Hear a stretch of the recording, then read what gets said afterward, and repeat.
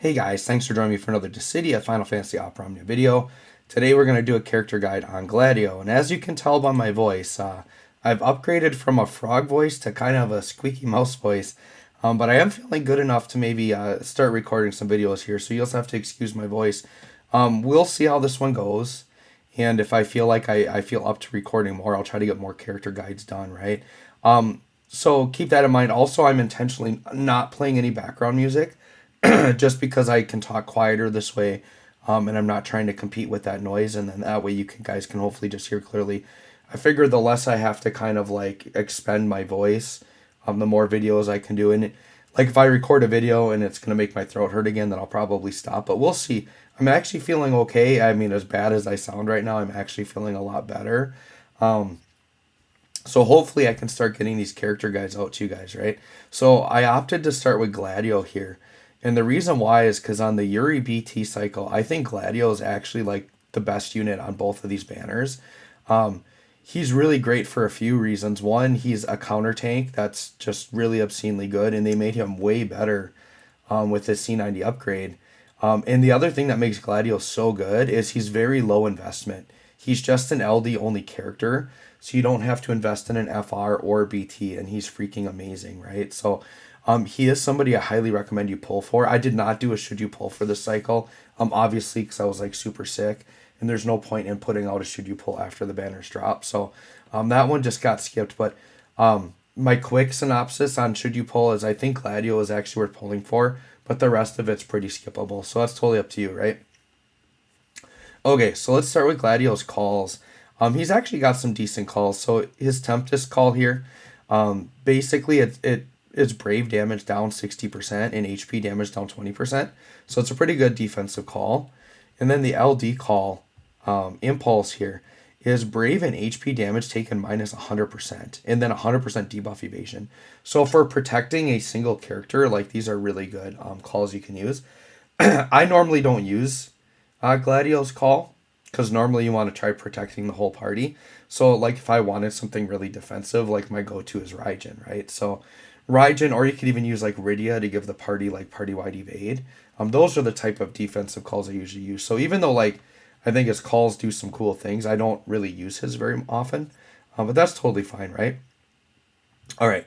So going into Gladio here, we'll start to take a look. Let's look at his artifacts and his spheres. So for his artifacts, I would say the average person would recommend Attack 108 Max Brave 330. That's probably the best set you should do. But I like my tanky boys to have HP. I talked about this before on another, I don't remember, whatever the last tank was I did a video on. I did the same thing. Attack 108 by far is the most important stat. The thing with Gladio is he does do some party battery, and the battery scales on his attack. So Attack 108 is by far his best stat there. But then I like his survival skills up just to make him a really tanky boy. If you have 3 of these on, he's getting 45% more HP. So his HP is going to be ridiculous. And he's pulling in all the damage to himself. And he's going to be super tanky and unkillable. So for me personally, I like it. And then also if I'm happen to be running like Lena, who like scales off of HP, like he can make Lena look really good too. So I'm a fan of the HP setup. So this is my setup.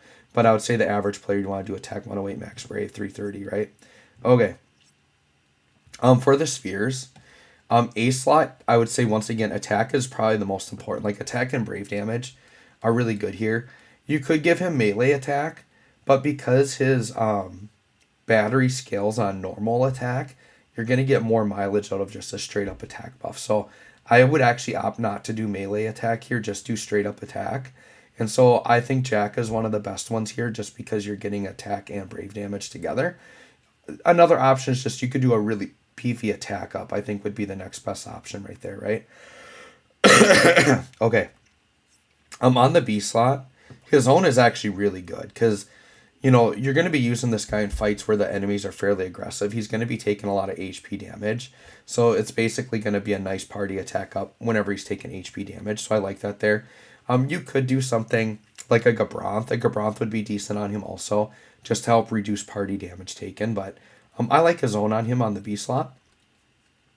And then on the C slot, he does have encouragement armor. So Any encouragement armor characters, I like to put Paladin Cecil there, and he does do a little party battery, so this is really going to help there, right? Something else you can do with him that's kind of interesting is you could give him a healing sphere. So if you went for like Theodore or Braska or something like that, since he's doing all the counters, he's going to be doing little heals on all of his counters.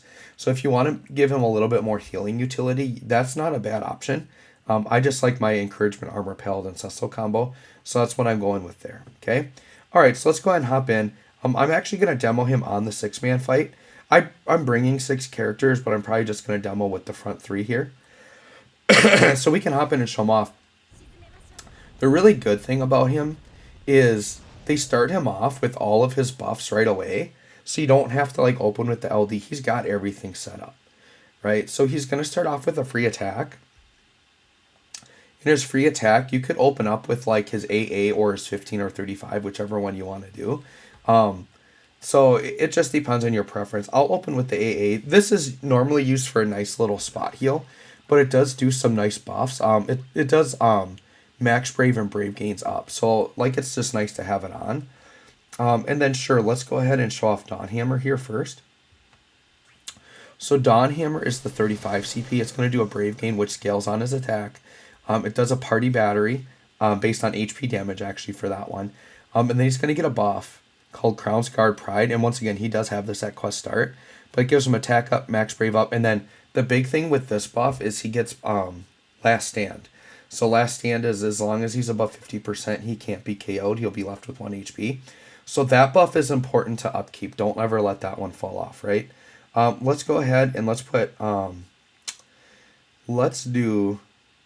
I'm actually going to do a quick prayer on Gladio. I know normally you wouldn't want to do this, right? Gladio is a really good candidate for heavy prayer, and then you just let him take a bunch of turns. Or you let him sit and counter, because he's a slow counter character, right? So I specifically brought Rem here so I can just bring him up and show him off. So let's go ahead and grab him back. His turn should all come with him, so we pulled 3 Gladios up there. Alright, next we'll show off the 15 CP. The nice thing with Gladio is, like, there's no specific, like, order. Like, honestly, you're just letting him sit and counter. And then when he gets a turn, you just pick whatever button you kind of feel like, depending on the situation, right? So Tempest here. It's going to do a Brave gain, scaled off attack. So once again, attack is very important. And then a party battery, scaling on his HP damage. He gets 2 important buffs from this. So he gets a King's Shield buff and a Royal Guard buff. The King's Shield buff is attack and max Brave up, defense up, Brave damage taken down 60%, and then HP damage taken up 20%, which is really huge. And then it's a stacking buff. So he won't have that max stuff until it all the way stacks out. But anytime he gets attacked, it'll stack up, and it stacks up to 10, right? And then Royal Guard, this basically gives Gladio cover. So basically, anytime another ally is attacked, Gladio will cover them. And then this also is another 60% Brave damage down, and then another 20% HP damage down. So between the two of them, you're getting 120% Brave damage down, so it's like no Brave damage. And then HP damage down 40%. So it makes him very tanky. That coupled with the HP, like you can see my Gladio's got 25,000 HP right now, and he's got Last Stand. So it makes him very hard to kill, right? Next, let's show off his LD. His LD is like the most important part of his kit, and it's absolutely stacked. So I'm going to go ahead and use it here. So it's called Impulse.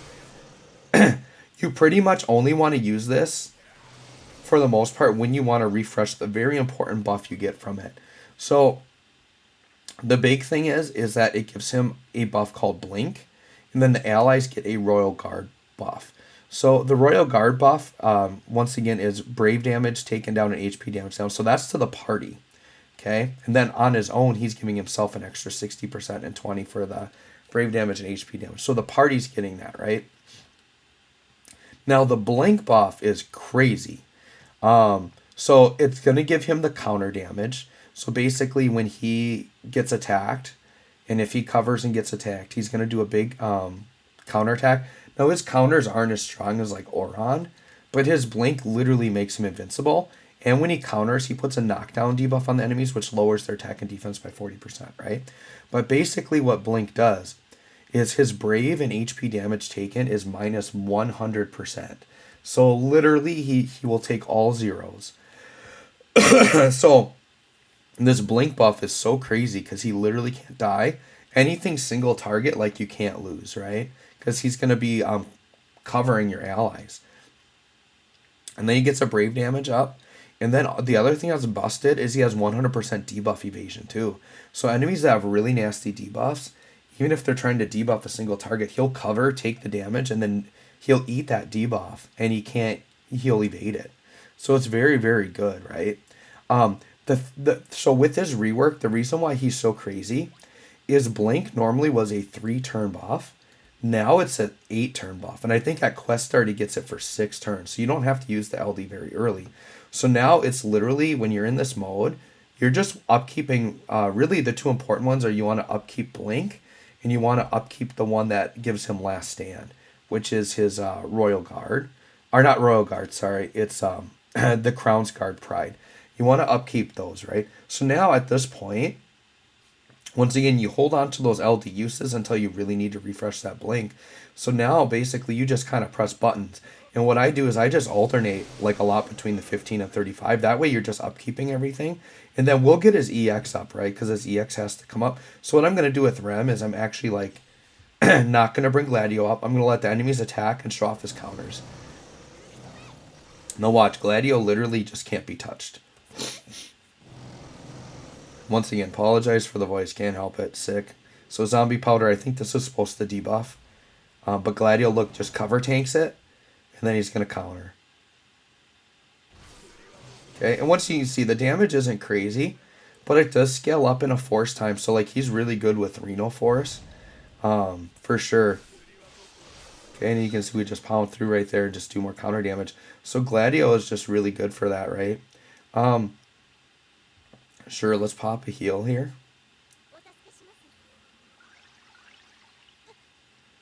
Alright, and then we'll just do this. And then we'll let Gladio take another turn here. Alright, so Gladio's got the EX. So the EX is called Maelstrom, so let's go ahead and pop that. This does pretty good damage now with this C90.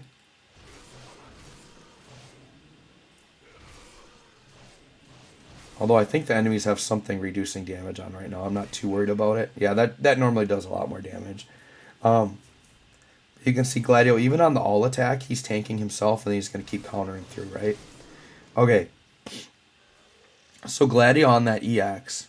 Once again, this does a full party battery scaling off of his attack. And you see Gladio just countering through right there. We're getting some heals off. Very good. He gets a Warrior's Trial buff. And so this buff gives him attack up, brave damage up, party attack and overflow stolen up, brave damage, HP damage, brave gains, HP regen. So it does a lot, right? And then this is a stacking buff. So once again, as he gets attacked, this is going to stack. So you just got to watch Gladio's buffs and just make sure he's getting attacked a lot. You're really using Gladio in fights with aggressive bosses that want to attack, right? So let's go back into Gladio. I think I've pretty much shown everything for him. So he's really super easy to use. Once again, it's just watching your Blink buff and then your Crown's Guard Pride buff. So as long as you're just kind of alternating attacks, you're really only touching that LD when you want to refresh. Use the AA if you want a quick spot heal. With that said, he's very easy to use. Use his EX when it comes up. Just dance between the 15 and 35 and you're good. So anyways, guys, there you go. There's the guide on Gladio. So I hope my voice isn't too distracting, but hopefully this guide still works for you. So anyways, I might try to record more, so we might have some more squeaky voice guides here, but I just don't want to get too far behind because Vayne's stuff is coming in like a couple days. So anyways, guys, thanks for watching. We'll catch y'all on the next one.